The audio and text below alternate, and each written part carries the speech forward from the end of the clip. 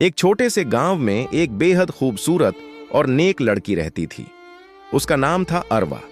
अरवा की खूबसूरती सिर्फ उसके चेहरे में नहीं बल्कि उसके दिल, उसके अखलाक और उसकी इबादतों में भी झलकती थी। हर रात सबके सो जाने के बाद अरवा अपने कमरे की छोटी सी दीवार लैंप जलाती, नरम रोशनी में कुरान को सामने रखती और धीमी मीठी आवाज में तिलावत शुरू कर देती। उसकी तिलावत में इतनी मिठास होती थी कि लगता था जैसे रात की खामोशी भी उसकी आवाज में सुकून ढूंढ रही हो। घर का माहौल नूर से भर जाता। अरवा की माँ अक्सर दरवाजे के पीछे चुपके से खड़ी होकर उसकी तिलावत सुना करती थी। उनके चेहरे पर मुस्कान और दिल में अजीब सा सुकून उतर आता था।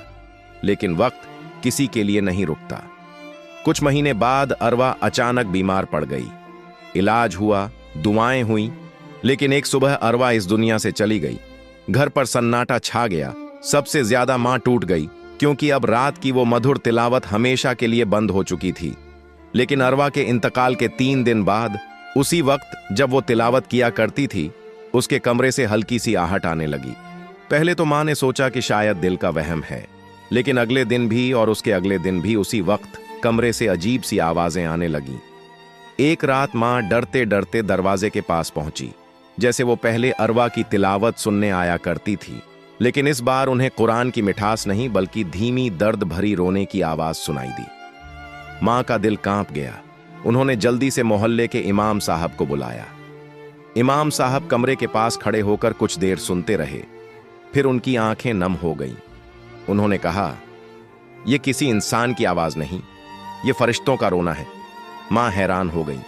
इमाम साहब ने कहा, अरवा हर रात कुरान पढ़ती थी। उसकी तिलावत इतनी प्यारी थी कि फरिश्ते आसमान से उतरकर उसके कमरे में बैठकर उसकी तिलावत सुना करते थे। फिर इमाम साहब की आवाज भर गई।